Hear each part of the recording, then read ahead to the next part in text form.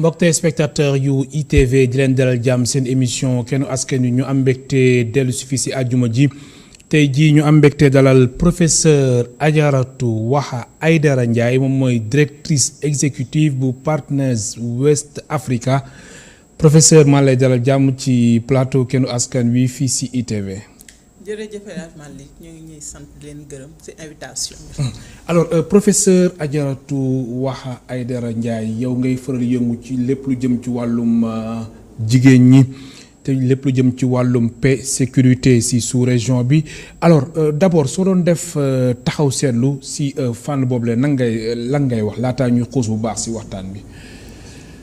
maanaam taxaw seetlu ci waaw jëm ci wàllum jigéen ñi ci paix et sécurité jëm ci wàllum jàmb aussi ak kaaraange ñëpp maanaam ci wàllu jigéen ñi ñu ngi def ay jéego yu bëri ñu ngi góorgóorlu li ci wàllu paix et sécurité nag jigéen ñi xaw nañ sonn tuuti ndax tamit lu tax pour jàmb am foog jigéen ñi aussi ñu jàmbal leen ndax boo xoolee léegi presse bi bëri na ay viol jigéen bëri na aussi ay jëkkër yu dóor seeni jabar mais aussi xam nga lu dal doom rek jaajil am na lu ko dal ndax xale yi tamit ñuy sàkku mais également xale yi temps yi li xew li jël gaal yi di dem di des donc loolu tamit affecté na jigéen ñi donc kaaraange ak sécurité jigéen ñi temps yi affecté na loolu alors sa kuréel gi ban gis-gis la am ci wàllum émigration clandestine bi fan yi nii coow li bëri na ci Sénégal ba tey jii sax ñu amal hashtag deuil national la maanaam émigration clandestine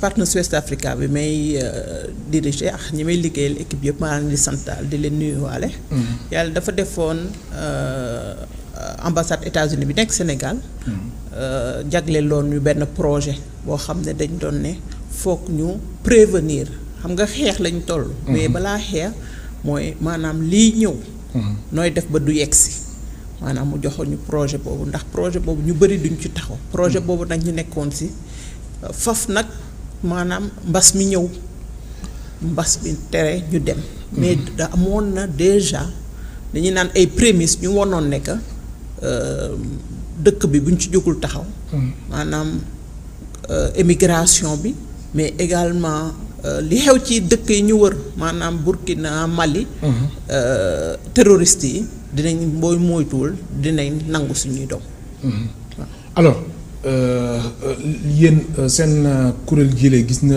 situation bi lu mel ñuy wax sax naan plus de 400 morts 500 morts chiffres yi mu nekk lu doy waar alors est-ce que ci wàllum sensibilisation am na loo leen ci jot a def.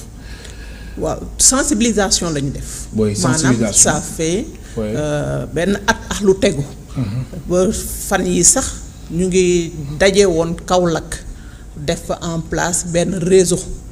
partage expérience yi def benn réseau boo xam ne ñu ngi ci dajale yaay bàyyam Diouf mi ñuy wax fan yi bari bokk na suñu réseau boobu plateforme bi def pour sensibiliser woon yaay yi ak xale yi ci immigration clandestine ak prévenir lutte contre ndax gis nga booy dem yoon bi lu ne mën na la ci fekk donc sensibilisation yi Dakar la ñu commencé woon ci zone bu ñu koy wax grande banlieue ñu dem Kaolack dem Kolda Ziguinchor Sédhiou Kolda Tambacounda Kédougou gox yooyu yëpp dem nañ fa. alors ñan ngeen sensibiliser ndaw yi jigéen ñi góor ñi wala ñëpp wala la. ndaw yi ak jigéen ñi surtout. pourquoi jigéen ñi parce que tey kuy dem bu jigéen taxul nga dem jigéen gunge na la wala jigéen participer na. ci sa li ngay joxe mooy cotisation li ngay cotiser pour dem. mais gis nañ aussi en même temps ay jigéen ñu bokk ci gaal gi di dem. mu ngoog te bu njëkk ba. jigéen ñi ñoo doon participer comme ni ma wax ni ñoo doon gunge mais léegi jigéen ñi sax dañuy dem faf. pourquoi parce que boo gisee ñuy dem ci 100 yu nekk 80 yi ay mool lañ te mool yi bu ñu demoon bu ñu ñëwee jigéen ñi ñoo daan transformer. produit bi ñuy indi produit pêche bi. mooy géej gi yeex transformation yi daan def. léegi bu ñu ñëwatul ressource halieutique jigéen ñi góor ndaw yi daan dem mool yi bi daan dem bu ñu ñëwee li ñuy ñëw buñ ko indeetul jigéen ñi nga xamante ne tamit ci loolu lañ doon dundee moo tax ñoom it ñuy dem léegi. boo xoolee ñun suñu liggéey loolu la wane. nekk ñu si bëri ñuy dem mool yi la 80%. mais ginnaaw loolu tamit ñëpp ñi nga xamante ne dañu yaakaaroon wala seen liggéey wala li ñu daan indi si lañ doon liggéey si lañ doon jaay même ñoom bu ñu demoon. ñooñu tamit ñoo ci topp ak yeneen tamit am na si. alors comme léegi wax nga wàllum pêche ma def transition bi rek am ngeen aussi regard jëm ci wàllum accord de pêche yi diggante Sénégal ak Union européenne. waaw accord de pêche yi nag woon Saint-Louis waaye. waaw accord de pêche yi boo gisee. tey ñu bëri di kon dénoncer. parce que boo gisee Sénégal ci côte yu gën a poissonneuse la bokk.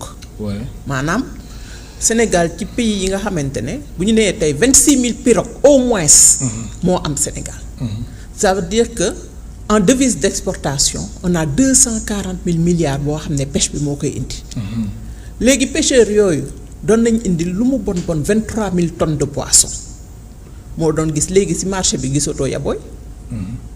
waxatuma sax mërëg mais yabooy bu tas bi nit ñi daan bañ sax gisatuñu ko.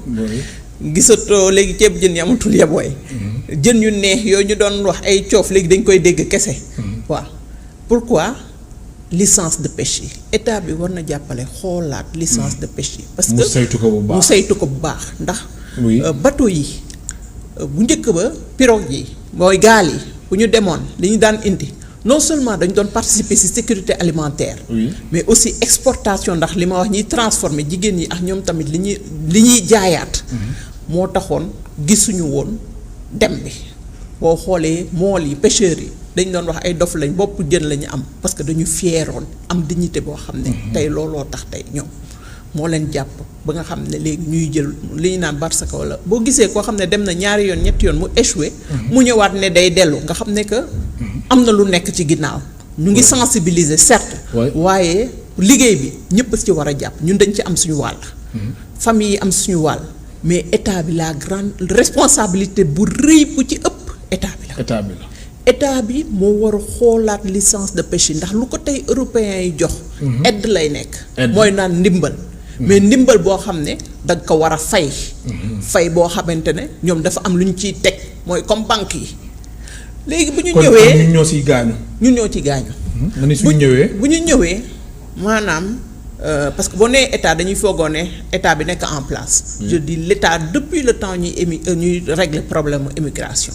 xam nga Ablaye Wade demoon na régler ñu jox ñu xaalis indi plan REVA. retour vers l'agriculture. waaye kuy béy. mool du béy. donc yaa ngi koy yóbbu ci loo xam ne xamu ko. donc problème bi certes war nañ développer mooy li nga wax ni entrepreneuriat rural. mais ñi ki nekk ci li mu nekkoon li mu jàng li mu xam foog ñu jàppale ko foog ñu jàppale suñu mool yi. ci pêche artisanale bi foog ñu jàppale ko ndax bu ñu investirul ci pêche artisanale bi kenn sañe bi am nii dinañ dëyaat kenn ñaanu ko yàlla de. kenn ñaanu ko ndax yàlla xam na ne que métti na ma. waaye duñ ci mën a jógee nii lu ñu sensibiliser dina métti trop bu dee ñoom ñu ngi bëgg a dem. liggéey te vraiment. licence yi bateau yi nga xam ne dañuy ñëw. pêcher transformer sur place ndax ay bateau industriel la. ñoo ëpp leen doole. am na image bi ñu doon partager temps yi sax di wane. koo xam ne bateau bi day génne filet bi. pirogue kii yi mool yi ñëw di laxasu ci pirogue yi di dindi jën yi nekk ci xam nga loolu. xel nanguwu ko. oui alors soo nee état wu Sénégal dafa war a saytuwaat bu baax a baax licence de pêche yi nan la war a def état bi licence de pêche ñu saytuwaat ko. foog ñu saytuwaat ko. si naka. ci naka mooy oowaat xam nga loo gis rek. li ñuy naan loi boo gis boo ko teg. nit moo ko bind. nit moo koy dindiwaat. autorité yi ñoom tey boo gisee ñu ne Espagne tëj na ay frontières am boo gisee plan yi teg ci ay Frontex ñoom ñëpp ñu ngi bëgg tey immigration bi arrêté. da nga ne li ngeen bëgg de laa bëgg waaye de certes ñun ñoo signé woon accord de pêche yi mais gis nañ ko accord de pêche yi mu ngi leen di gaañ. mu ngi gaañ samay ndaw. mu ngi leen di gaañ ndax tey yéen bëggoo leen ñiy jóge ci man ñi ñëw ci yéen. te def nañ lu nekk gis nañ ne que du leneen lu dul accord de pêche yi accord de pêche yi lan la parce que yéen jën yi ngi leen doon jaay bëgg ngeen ko am ci ni mu gën a yombee mu ni mu dina yomb de waaye dina métti tamit ndax kon ñii di ñëw foog ngeen accueillir leen léegi nag nan lañ ko mën a régler xaalis bi ngeen may jox yépp nañu réviser waat accord de pêche yi aide bi ñu réviser waat ko noonu lañ ko war a defee alors mu nekk benn parenthèse bu ñu ubbi woon jëm ci wàllum accord de pêche yi ak tamit immigration clandestine xam naa ne moom immigration clandestine dina ñëwaat si waxtaan bi alors gis nañ aussi processus de négociation yi jëm ci wàllum paix et sécurité femmes yi duñ si teew lu bëri maanaam femmes yi daal vraiment lépp jëm ci wàllum négociation bi seen absence dañ ko remarqué lu tax parce que bu njëkk ba dañu amoon problème mu mun naa wax culture maanaam dañ doon ne jigéen place am ca waañ ba la jigéen place am ci kër gi la yar doom yi mais léegi àddina dox na ba nga xamante ne gis nañ ne que li góor mën jigéen mën na ko jigéen ñi bu ñu jàngee maanaam dinañ si jàppal léegi nag ñu boo gisee CEDEAO mooy kuréel bi dajale dëkk yi nekk Afrique de l'Ouest yépp am léegi ay jigéen yoo xamante ne dañ leen jiital ba def li ñu naan centre du développement du genre mu jël léegi ay jigéen former leen pour négociation yi waaye ba tey des na parce que lu am mooy culturellement dañoo accepté gul jigéen jiite nekk ci bit ci kanam ndax liñ ci ragal dañoo am ñoo ko xam waaye boo xoolee même religion yi dañu naan derrière chaque grand homme il y a une grande dame mooy maanaam jigéen a nekk ci ginnaawam di ko xelal donc te ñëpp xam nañ ne que jigéen dafa mën a waxtaan mën a dajale mën a kii donc war nañ ko xoolaat bu baax alors kon su ma la déggee bu baax dafa jot aussi jigéen ñi aussi ñu am représentativité bu am solo jëm ci wàllum processus de négociation paix et sécurité waaw effectivement parce que gis nañ ne que jigéen ci lu mu dugg boo xoolee exemple Mano River mooy Libéria Sierra Leone bi ñu amee problème yi ba mu métti jigéen ñi bi ñu demee toog ak président yi moo tax mu sotti donc dafa jot ci jigéen ñi ñu jox leen place bi nga xamante ne moom la ñu mérito waaw mooy maanaam loo xam ne mën nañ ko jàng nañ ko te tamit du mën jàng kese mën nga ko am ndax ku nekk la yàlla may yàlla moo leen ko may moo leen ko jagleen ñu jox leen ko pour ñu soppi ko alors gis nañ benn étude bu agence des Nations Unies pour les réfugiés si boobu la étude ñu ni 50 millions de personnes sont affectées par les crises te loolu yëpp suñ ko xoolee bu baax a baax 75 à 80% yi ay jigéen nañ loolu indi mooy temps yi 20 ans bu ñu doon célébrer ay jigéen ak ay xale aussi jigéen ak ay xale très bien waaw jigéen ak ay xale ndax léegi ci njëlbeen bi nee naa boo gis li dal jigéen rek lu dal xale dal na jigéen li dal jigéen tamit boo gisee résolution 1325 moom la ñu doon féete 20 ans yi oui parce que mooy première résolution bi nga xam ne moo reconnaître ndax bu njëkk ba nanguwuñu woon dañu daan ne rek góor ñi dem xeexi ji ñi dem guerre ñi ñibbi blessé yi waaye guerre bi impact bi mu am ci jigéen ñeex ndaw ñi résolution bi moo ko doog a accepté donc moo génne chiffres yi ndax da ci def enquête bi génne au commissariat des Nations Unies moo ko génne ne que 75 à 80% jigéen ñi la donc jar na léegi foog léegi ñu taxaw pour impact bi nga xam ne guerre yi ñuy guerre ñun pour te ñoo xam lu tax ñu koy guerre impact bi muy am ci jigéen ñeex ci ndaw ñi foog ñu taxaw ci te pour ñu taxaw ci nag foog ñu boo associé mooy jigéen ñi foog ñu boole leen ci négociation yi maanaam pour prévention aussi parce que doo toog rek ba affaire de yépp taxaw oo jigéen ñi xam nan la ñuy def ba du yegsi lii raam ci nag bi di jëw nan la ñuy def ba du yegsi xam nañ ne que jigéen ñi buñ ci taxawee looloo tax maanaam résolution bi am. alors wàllum action nag yéen a ngi si ngir bàyyi xel bu baax a baax fànn boobule. ngeen di amal ay action jëm si lépp lu jëm ci wàllum paix et sécurité femmes yi tamit am si place bu am solo.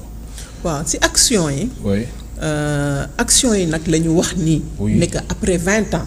des na nag des na lu bëri. action yi des na. action yi des na parce que boo xoolee par exemple loi parité ñetti jigéen kese ñetti réew kese ñoo ko am maanaam Sénégal Guinée ak Cap-Vert par contre xam nga pour mettre en œuvre activité yi dañu ne foog ñu toog ñu xool dëkk bu nekk xool naka lay intégrer jigéen ñi ak naka lay jigéen ñi di mën ay activité ba nga xam ne dinañ mën a atteindre objectif yi ndax objectif yi 18 la 18 boo xoolee ci 54 pays yi nga xam ne ñoo am Afrique ñaar fukk ak ñeent kese ñoo am plan d'action te ñu ci bëri sax seen plan d'action pareegul te Sénégal mi ci la bokk léegi nag ñu gis ne que plan d'action yi war nañ ko pare. alors Sénégal lan moo tax pareegul lu tax. Sénégal li tax pareegul. bëri na waaye benn bi mooy lan moo ci gën a fës. li ci gën a fës mooy. coordination. mooy maanaam ministère bi nga xamante ne mooy ministère de la femme de la famille de la protection des enfants moom la ñu jox lu ñu naan réseau lépp lu jagleel ci jigéen ñi. waaye bu ñu ko joxee ministère bi dañ ko war a jox moyen mais aussi teg fa ñi nga xamante ne. am ressource maanaam teg fa ñi nga xamante ne war nañ mën a liggéey bi te ñor na leen. waaye boo xoolee tey ñi fa nekkoon liggéey si parce que def nañ atelier King Fahd Palace def nañ atelier plan d'action bi finaliser ko kii kese ka nga xam ne moo ko dirigé woon mu jóge fi ñu affecté ko. dañ ko affecté waaw donc bu ñu affectation yu bëri yi ak changement ministère yi dafay indi retard te war nañ xam ne que liggéey bi. liggéeyu réew bi la. du liggéeyu benn nit du liggéeyu benn parti. maanaam liggéey bi bu ñu ko liggéeyalee pour réew mi yow boo ñëwee da nga ko war a yeggali. donc ñu ngi ñaax ñu eggali liggéey boobu nga xam ne ndax am na solo kese muy continuité te loolu moo normal te loolu moo normal waaye boo ñëwee équipe bi fi nekkoon nga dindi ko juste parce que yow da nga bëgg a indi sa équipe tamit bi mu ñëwee parce que ñee ñoo fi def li ñu fi teg duñ ko sax xool eggali ko donc loolu bëgg commencer waat à zéro wala du ñu xool sax fi ñu toll passation de service yi defe naa war nañ ko xoolaat pour ñu mettre l'accent ci li important parce que tamit Sénégal ak place bi mu am Afrique. ñaaw na ñuy lim daal di ne. seen plan d'action Sénégal bokkul ndax tey dañu ne pour mise en œuvre yi li ci manqué. mooy ressources yi mooy alal bi ñu ngi ñaax partenaires yi waaye partenaires yi li ñu leen njëkk a laaj ana sa plan d'action. loolu la ñuy laaj. loolu lañ lay njëkk a laaj plan d'action bi Sénégal pareegul. Sénégal war na ci taxaw nag. ñu paree plan d'action bi beneen muy stratégie nationale pour l'équité et l'égalité du genre également aussi ñu taxaw ci pare ko. PAN bi ak SNEC bi Sénégal war na ci taxaw. alors soxna Adjaratou Waha Aidara Ndiaye yow bi nga xamante ni mbirum paix jàmm daf la soxol naka noonu sous région bi gis nañ président Macky Sall mu ngi France ak tamit dem discours bu mu fa def alors yow noo ko gisee. discours bi mën naa wax ñaari gis-gis laa ci am. benn bi mooy li mu wax tey ci ONU. maanaam dama ko dëggal. maanaam li mu wax conseil de sécurité. boo gisee tey li ñu fay étudier yu bari ay mbirum Afrique la ndax boo nee conflit rek bon am na Arménie te yeneen dëkk yi waaye yu bari Afrique la. te amul benn état africain bu représenté au niveau du conseil de sécurité des Nations Unies. boobu moom lu ñu war a taxaw la def ci plaidoyer pour mu am un état fort. mais bu boobaa tamit day fekk les institutions africaines ñu crédible. pour ñu mën a di beneen bi nag mooy. man forum boobu sax moo ma njëkk a jaaxal. ah bon waaw ndax forum sur la paix bi nekk France. dafa mel ni dafa ñëw pour suufu forum pour la paix bi ñu daan def fii Sénégal. bu am CICAD. bi am CICAD. te nga xam ne léegi ministère des Sénégalais de l'étranger moo ko jël. des affaires étrangères bu njëkk ba forum bi moyens yi taxawoon na boo xoolee léegi forum bi sax. CHETS moo koy organiser certes. mais moyens dañu am problème moyen. pourquoi parce que moyens yi parce que France moo si ñu daan gën a financer forum bi la bokk. léegi bu jëlee moyens yooyu moom ubbi beneen forumam donc ça veut dire que day tuuteel forum de Dakar bi. donc loolu tax man noonu laa ko gisee. donc pour man forum boobu maanaam daal. naam baax na waaye pourquoi. ñu def beneen forum alors que forum de Dakar bi dafa daan permettre ñu régler les problèmes africains sur le sol africain à Dakar. donc war nañ mën a décentraliser. donc du ñu casser ne mu am représentation Afrique au niveau du Conseil de sécurité waroon nañ dooleel forum de Dakar sur la paix et de la sécurité moo gën ñu koy naqasal. ak beneen forum boo xamante ne France di ko organiser ndax tamit lu ma organiser ci moom laay gën a kii def parce que damay bëgg a nekk li ma organiser baax. après dama lay ma jox la sama décide kese yow nga def loo def ñu xam ne que yow yaa mënul. waaw loolu alors président Macky Sall aussi gis nga position par rapport à l'islam wàllum terrorisme. loolu noo ko jàngatee. problème mu l'islam ak wàllu terrorisme dafa complexe. dafa complexe parce que problème laïcité bu ñu ko utiliser. oui. dafa yomb mais je rejoins ñi ne la liberté des uns s'arrête là où commence celle des autres. oui. boo gisee tey yonte yàlla Muhammad sallallahu alayhi wa sallam. tey ñu koy critiquer tey yow nga gis ni que kii diite mayu ko sax mu am photo yow nga jëw dessiner ko ba pare nga bëgg a def film ci moom ba pare nga bëgg a ne c'est au nom de la liberté d'expression et de la laïcité da nga tooñ. da nga tooñ parce que yow gis nga ne que tey réew mi fu mu tollu terrorisme bi ñu ngi koy xeex donc yow nga ñëw yokkaat li ñuy naan nga fekk le feu nga dem yokkaat ci charbon nga yokkaat daal ki xam ba si kay waxatee olof mooy daal attiser nga ëpp ko daal nga fekk daal luy tàkk nga ëpp ko nga xëpp ci waaw mu gën a tàkk pour man loolu lañ def ndax ñëpp xam nañ ne que booy nuyoo dans le Coran looy wax asalaamaaleykum li ñu lay delloo waaleykum salaam que la paix soit sur nous mooy jàmm c'est une religion de paix. ñi nga xamante ne dañ koy jël di ko def terrorisme parce que ñooñu dañu am yeneen frustration seen jàng motul ñu nekk di leen jéem a xamal di leen jéem a delloo si yow nga ñëw fekk koo xamante ne dafa feebar parce que terroriste yi ay nit ñu feebar lañ. xamuñu donc dañu am ay problème dañ leen war a faj psychologiquement am ay accompagnement mooy li ñuy def ay déradicalisation yi. oui. léegi nag yow nga fekk ku feebar ba pare yow nga ñëwaat nga cuut ko yow yaa ko tooñ. ma fàttali waaw mu nekk lu am solo ma fàttali suñu mbokk téléspectateurs yi ñu ngi dalal tey professeur Adjaratou Waha Aidara Ndiaye moom mooy directrice exécutive bu Partners West Africa ma ngeen participer ci émission bi soo leen wootee ci 88 628 74 74 88 628 74 74 alors gis nañu sous-région bi lu ci mel ni Guinée Conakry Guinée élection yi fa jot a am coow li bëre woon na mbirum mandat troisième mandat Alpha Condé élection yi mujj na am ak fitna yi fa jot a am yépp conseil constitutionnel validé tamit résultat yi nga xamante ni ak tamit moom la kii am lu mu tudd Alpha Condé alors yow mi nga xamante ni sous région bi da nga ci am ay gëstu yu bëri yoo ci def laataa ñu ñëw ci Côte d'Ivoire situation Guinée noo ko jàngatee. situation Guinée lu ñu métti la. ndax benn instant dañu doon ne Partners West Africa Guinée lañ ko gën a xam sax ni que Sénégal. ndax ñun. pendant au moins 3 ans. ak li ko ëpp dañu accompagner. dañu naan réforme du secteur de la sécurité Guinée. maanaam Guinée bi mu jaxasowee ba ñu ne seen secteur de sécurité dañ ko war a defaraat dañ leen gunge.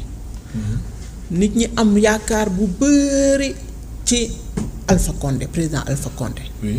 léegi mu ñëw mu jalgati maanaam jalgati lañ koy mën a wax.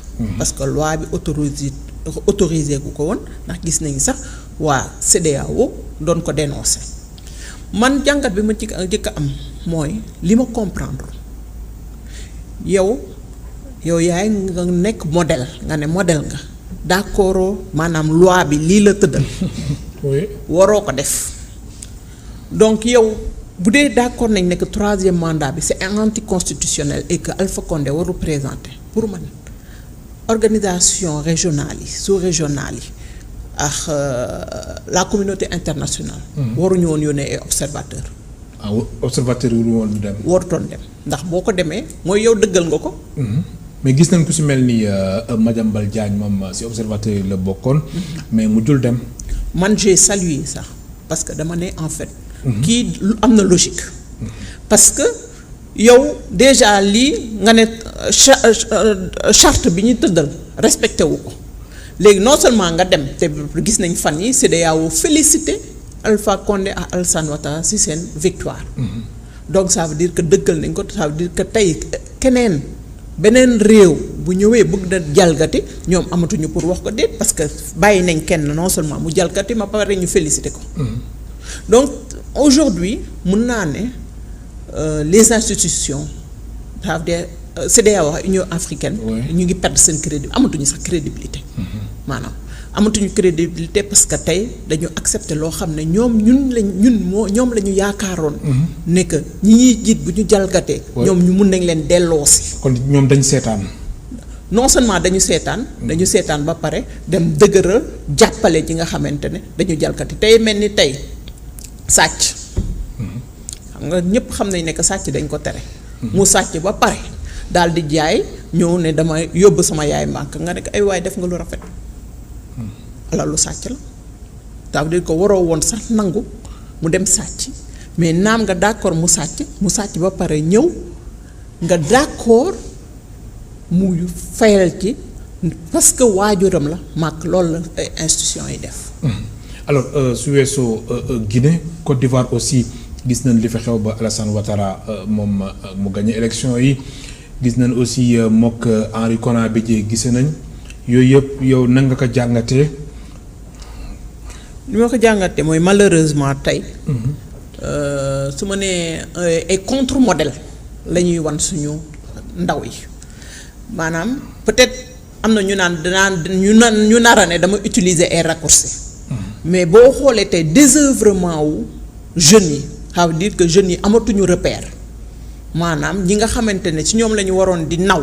oui ñoom ñooy jalgati ñoom ñooy def naka sa dul noonu ñooñu bu ñu gisee lii mooy expliquer terrorisme bi mooy expliquer émigration clandestine yi. mooy expliquer tamit criminalité bi ak trafic yi nga xamante ne mu ngi yokk parce que les enfants les jeunes ils ont besoin de modèles positifs. Ils ont besoin de modèles positifs maanaam foog ñu gis ñoo xam ne si la ñuy roy te li ñuy roy rafet mais tey Alpha Condé ak Henri Konan Bédié ni ñu defee nii Ivoiriens yi xam nga dañuy wax foofu chinois yi les chinois foofu. gis nañ ko les microbes gis nañ foofu aussi chinois waxuma chinois la Chine. mais am na groupe bandi bu am Côte d'Ivoire bu ñu ooy chinois comme les microbes. ñooñu dinañ yokk. lu ko indi lii parce que les jeunes non seulement dañu soxla ñu baax ñu ñuy roy mais ils ont besoin de rêver. yow tey boo xëyee amoo yaakaar. ñi nga yaakaaroon ñu tas sa yaakaar. donc lu ñëw rek mun na la yóbbu. te loolu moo am tey moo tax Afrique pour ñu génn ci crise bi dina métti loolu ndax pour ñu génn ci crise bi c'est une nouvelle des autorités étatiques au plus haut niveau. te ñoom la ñu war a nettoyer ñoo war a joxe exemple waaw fu mu toll nii on a besoin de modèles positifs pour suñu xale yi suñu doom yi pour bu ëllëgee ñu mën a am yaakaar ñu mën a rêver mën a yaakaar ne que suba lii de su ma ko defee xëy na mën naa àgg fi waaye bu ñu jàppee ne que ci fen ci luubal ci sàcc ak ci wax la dul noonu si rek nga war a mën a teddee. bu ñu sàcc gi am. criminalité bi bu mu ñu jaaxal. ndax ñun suñu liggéey dina métti loolu. ndax lu ñu sensibiliser à la limite sax dañuy ridicule du ñu xoolati boo xoolee tey presse bi yéen am ngeen ci tamit rôle bu important. parce que boo xoolee tey presse bi même réseaux sociaux yi tey boo diffuser affaire mbirum jàng mbirum. loo xamante ne day jëmale réew kanam. kenn du ko seetaan ay recherche kenn du ko seetaan. waaye c'est vrai diw violé na diw sàcc na diw. ay fenn yeex yooyu. waaw yooyu ñooy ëpp vie privée. mooy vie privée wu jàmbur. dugg ci vie wu jàmbur la nga cay wax du dëgg mais juste pour yàqal ko waaw foofu moom. parce que malheureusement modèle positif moo am. alors Adjaratou Waha Aidara Ndiaye su ma la déggee bu baax mbir mi naru yam Côte d'Ivoire ak Guinée rek. comme waa CEDEAO joxuñu joxewuñu bon exemple da nga gëm ni mbir mi su amee si yeneen dëkk yi du la bett. mbir mi su amee yeneen dëkk yi du ma bett waaye ñu ngi am yaakaar ci Niger. ndax président bi de moom nee na. du présenté wu. waaw te mu ngi organiser xëy na bu ñu gisee yooyu bu ñu gisee modèle Niger ak Ghana xëy na jeunes yi dinañ gis leneen waaye xam nga lu yàq moo gën a yomb defar. oui donc loolu problème bu ngand la. te loolu aussi lu koy indi mooy problème éducation parce que foog ñu wax ko aussi. gis nga tey boo xoolee Sénégal kuy tabax sax yaa ngi def ngandam garage boo gis sax nit mun na ci ubbi école léegi pantere bu nekk. nit ubbi ci école. il faut que ñu réguler éducation bi aussi bien formel que non formel. école privée yi bëri na.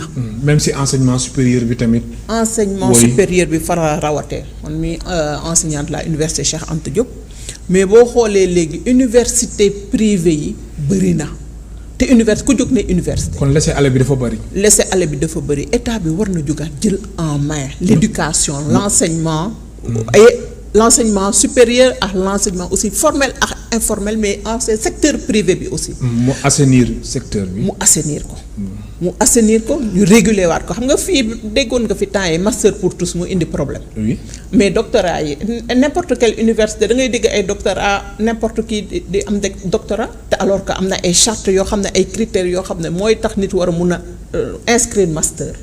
mooy tax nit mun a inscrire doctorat. mais ku nekk bu jógee nga ñëw am master maanaam lu tax ma wax loolu nga am master léegi yow gisatoo sa bopp yi pour yow yenn façon liggéey te fekk amoo niveau bi. amoo niveau bi. te am nga master. donc mu am problème mu employabilité. li ñu naan employabilité. parce que yow da nga naan master laa am da ngay gis ñu dajale 2 ba 3 master koo ci jox lettre bu baax mënu la ko bindal da ngay gis koo xam ne dañ la naan dafa am doctorat moom ci bopp mënoo wax doctorat ba sax lan la. donc loolu yëpp ay problème la yoo xam ne mu ngi ci kaw état bi état nag li ñu koy yenn certes diis na waaye ñun tamit famille bi ça veut dire que au niveau de la famille état bi li am ci état bi maanaam suñu famille yi la jógee ndax ñun ñoo yar ñun ñi jigéen ñi surtout moo tax rôle lu jigéen ñi da am ci importance ndax jigéen ñi ñoo yar suñuy doom ñooy yar suñuy jëkkër sax parce que tamit góor jigéen moo koy dañu naan bu njëkk ba dañ la may jabar ne la yar bi motagul nga mottali ko. waaye ñëpp xam nañ ne que xew ci kër yi moom. jigéen ñi ñooy mottali góor yi. alors da nga dem ba def constat bi ba xam ni vraiment dafa jot ñu taxaw saytuwaat bu baax a baax école privée yi. école privée yi bëri na. non seulement bëri na mais façon bu nekk lay jàngale ña fay jàngale sax dañ leen war a saytuwaat parce que tamit métier enseignant yombul. oui waaw waaye boo gisee ku toog yow looy def man de am naa master am nga liggéey déedéet man de ubbi naa école kaay nga jàngale fa loolu moo fi am. waaw nga jël yow looy def man de maa ngi fii dama doon liggéey fii waaye liñ may fay man de am naa école kaay ma jox la fa 2 heures nga jàngale kooku amul benn formation pédagogique ndax pour jàngale damen jàngal mun nga am xam-xam te xam-xam bi noo koy dugalee ci bopp keneen boo amul pédagogie bi munoo ko benn ñaar école dafa am ay chartes yuy doxal école maanaam li ñuy wax bu njëkk ba d'accord naa trop mais maa ngi koy xaar ba tey dégguma ko président de la république waxoon nañu fi dañ fi dugalaat enseignement éducation civique mais dama si yokk ak morale ñun bi ñuy jàng école dañu amoon cours de morale am éducation civique ñuy def lever drapeau mais projet boobu noonu man dégguma ko ba tey dañ ci war a taxaw delloo ci xel yi delloowaat nit ñi jikko yi mais tamit nga am li ñu naan une fierté le sentiment d'appartenance nga xam ne yow sénégalais nga da ngay liggéey pour sa réew ça veut dire que mooy ger gi ñuy wax ger gi lu tax mu yomb parce que yow tubaab bi su ma joxee doo gisoo ne que yow li ngay def yaa ngi gaañ sa réew yaa ngi gaañ sa doom yi nga xam ne ëllëg li état bi leb ñoom ñoo ko nar a fay donc moo tax éducation bi am importance bu ñu waxee éducation ba pare ñu teg ci enseignement supérieur parce que enseignement supérieur mooy li ñuy waxee cadre yi waaw mais du cadre yi kese ñoo am importance certes parce que cadre yi bi ñu leen di wax am nañ importance mais jigéen ñi jàng dañ leen war a tegaat seen place. war lañ joxaat seen place moo tax jox leen seen àq moo tax may rafetlu xam nga am na association des femmes des femmes diplômées de l'université du Sénégal mais xamuñu leen sax parce que boo nee femme diplômée rek dañuy ragal dañuy tiit waaw parce que dañu ragal parce que xam nañ ne ñëpp ñuy wax pour le développement du Sénégal on compte sur les femmes mais je pense que jigéen ñi bu ñu leen delloowaatee seen àq éducation bi ñuy wax parce que jigéen ñi sonn nañ ci kër gi école bi yàq bu école bi yàqee ñu yóbbu université bi ràngati. donc dañu war a assainir ak milieu. mais pourtant nag suñu xoolee bu baax wàllum njàng léegi jigéen ñi ay résultats yu baax nañ si am soo xoolee sax si yenn pàcc yu bëri jigéen ñi ñooy raw góor ñi alors lan moo tax loolu tamit état bi waru ko gën a bàyyi xel mu profité aussi assainir secteur bi jigéen ñi aussi ñu gën leen jox ak. boo xoolee léegi maa ngi rafetlu question bi. ndax on parle même de la féminisation des secteurs scientifiques. oui et médical. boo xoolee léegi jigéen ñi ñoo gën a dem góor ñi dañuy ut xaalis bu gaaw bu yomb. mooy li ñuy wax encore éducation ñëw na. ñun am nañ ci suñu part de responsabilité balaa may wax état bi ñun yaay yi. parce que ci kër yi ñooy yar mais ni ñuy yaree suñu doom yu jigéen ni ñu leen di teg éducation bi ak coono bi ñu leen di teg teguñu ko góor ñi. góor boo duggee ci kër mu ngi toog. bu jàngee wàcc mu ngi toog saagam da koy sànni fële mais ku jigéen ki naam sax ku góor kee ko mag ku jigéen ki boo moytuwul mooy bale après ménage fomp ku góor ki toog loolu dañ ko war a dépasser ndax moo tax éducation dafa war a jeex góor da nga ko war a yar ci jom xam nga loolu ci jom la bokk loolu boo xoolee day mel ni damay wax au niveau urbain kese mais boo demee aussi en zone rurale boo demee sama mbokk béykat yi surtout boo demee si sama mbokk Casamance yi. jigéen ñi ñoo nekk ci faro yi góor ñi fu ñu nekk ñu ngi taatu garab bi toog di waxtaan. taalal seen tànk. taalal seen tànk di naan ataaya di battre carte. loolu gi nga yar boobu moo indi tey jigéen ñi nag bi OMD yi duggee mooy objectif du millénaire pour le développement ñu wax pas éducation pour tous surtout mettre l'accent sur les femmes parce que bu njëkk ba daanuñu góor ñi lañ daan yóbbu école jigéen bi toog ci kër gi liggéey après góor bi donc moo war a liggéey looloo doon indi ñuy toog noonu ci faro bi donc jigéen ñooy dem liggéey xale góor yi jàngi léegi après nag léegi bi ñuy duggalee jigéen ñi école jigéen ñi jom bi ñu amoon ci kër yi ñu indi ko ci école yi moo tax tey boo demee école bu nekk 5 premières yi en général jigéen lay nekk. waaw loolu moom constat la moom. loolu moom constat la et études ñoo ko wane. 5 premières yi jigéen looloo tax nag ñu ne comme jigéen ñi am nañ jom boobu. te loolu je pense que yàlla moo ko def ci jigéen de façon innée. waaw donc loolu war na tax. ñu jàppale leen. pour ñu jox leen nag place bi ñu war ñu changer dëkk bi. oui mais en même temps aussi noonu la ñu gisee ay jigéen ñoo xamante ni dañuy jàng am. xel macha allah am niveau bu am solo dem ba si yenn classes yi vraiment wala yenn niveau yi seen jàng yàqu ndax peut-être seen situation waajur demeewul noonu wala tamit ñuy sëy alors loolu tamit est-ce que jotul aussi ñu xoolaat ko. loolu aussi moo tax ñu naan. maa ngi rafetlu liggéey bi sama mbokk AJS yi di def. parce que jigéen yu bëri. ci sëy comme li nga wax association des juristes. jigéen yu bëri.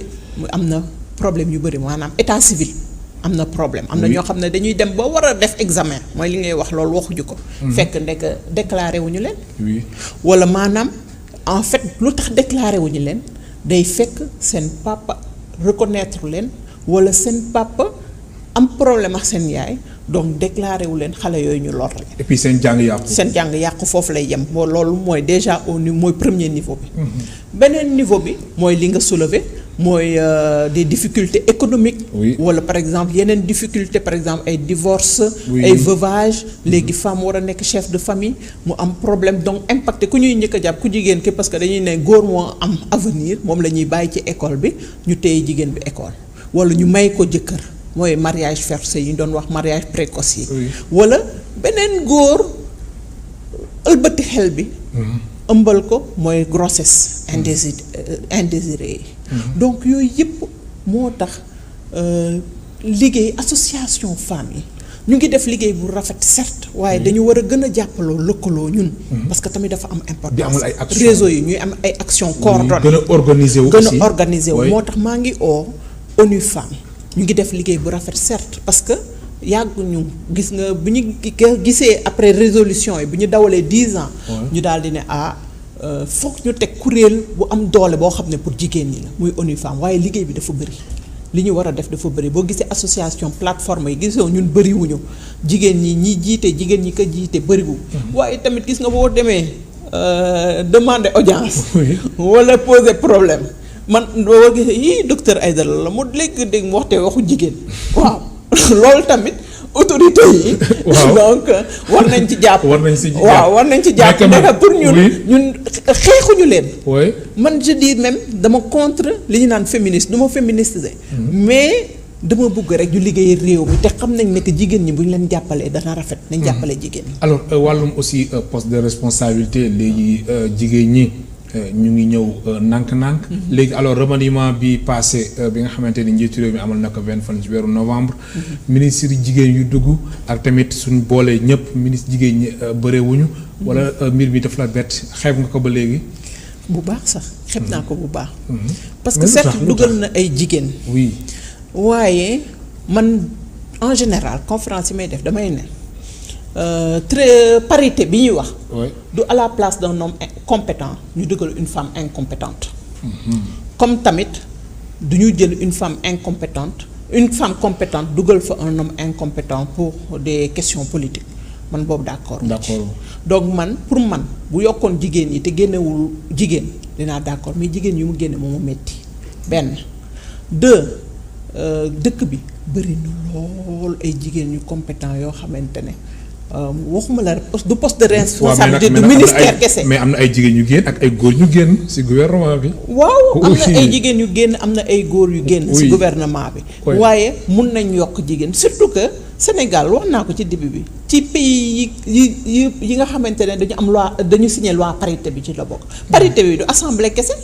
ministère yi lu tax mënuñu direction yi aussi du question kese parce que nit ñi dañuy gis ministère kese dañuy xëpp suuf rek man xëpp suuf boobu laa bëgg a wax président na bàyyi di ñu xëpp suuf. nga jël femme compétente yi mu teg leen ci direction yi. mu teg leen ci PCA yi muy nommé da nga dégg PCA jigéen moo tax du ministère kese de am na ay postes clés yoo xamante ne. mun na fa teg ay jigéen. rafetlu nañ direction université yi am na sama tata bu ci bokk.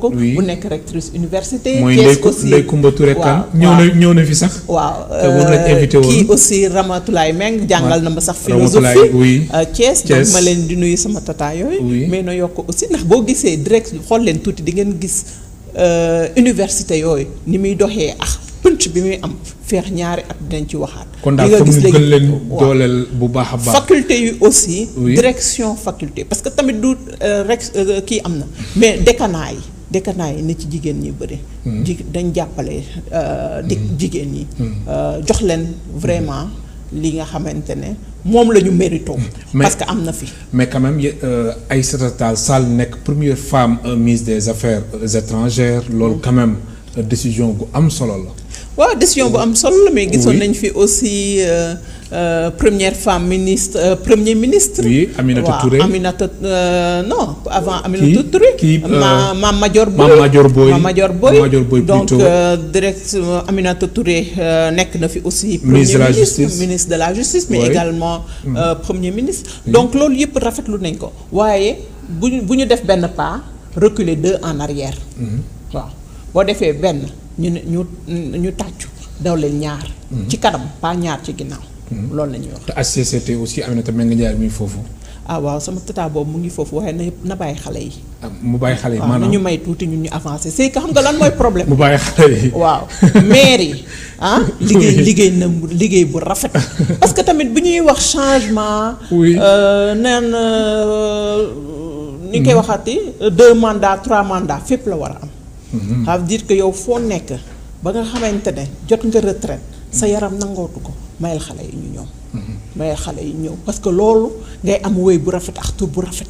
ndax dañuy jàpp ne que il faut assurer la relève man tey ñaan naa yàlla bu ci kanamee. ñi may liggéeyal ñu nekk foo xam ne je dis toujours plus grands seront les grands lorsque les petits deviendront grands. donc yow am na fooy toll yow sa bopp yaa naan. am na diw xëcc leen ñu ñëw noonu la ñuy liggéeyee réew mi. waaye doo toog yow boobu jeex. ñett baaxul. professeur man lay gërëm baax di la sant waxtu bi jeex na. sa lay gërëm di la sant sama dernier mot vraiment ñëpp ji liggéey ak ñun liggéey bi métti na sensibilisation bi à la base. parce que nous on travaille avec les communautés. maa ngi leen di ñaax ñu gën cee jàpp maa ngi ñaax aussi bailleurs yi ñu jàppale ONG yi ndax tey état yi dañu am ay limites. tey boo xoolee ni muy dawee CEDEAO Union africaine tout état yi am nañ ay limites nañ jàppale ONG yi OSC yi ñu jàppale jigéen ñi. jàppale tamit presse bi mais presse bi ngeen jàppale seen bopp aussi maanaam bàyyi fait divers yi. mais ñun moom vraiment moom. ñu ngi def je pense si sama gis-gis. nee na saabu du faute boppam. mais ñun yooyu moom. nekk waaw liggéey bu rafet su ma nee presse maanaam l'information certifiée. l'information certifiée et aussi la bonne parce que émission yu baax yi nga xamante ne jëloo leen politique kese. farloo leen dafa baax ngeen xale yi tamit ñu leen di delloo ci seen xel. loolu ñu delloowaat xam ne que lu ñu am lu mu métti métti seen dëkk moo leen ko am fii loo am on n'est jamais mieux que chez soi. fi ñuy dem métti na lool liñ fa yaakaar amuñu fa. Covid bi métti na. nañ toog fii ci dëkk di la gërëm baax di la sant mu nekkoon professeur Adjaratou Waha Aidara Ndiaye nekk directrice exécutive bu Partners West Africa mu nekkoon suñu gan tey ci Kennu Askan Wi. ñu doon waxtaanee lépp lu jëm ci femme paix et sécurité ak tamit lépp lu jëm ci wàllum immigration ak éducation et formation mbokk téléspectateurs yi maa leen di gërëm baax di leen sant amuñu seen fay ba altine incha allah ñeenti waxtu.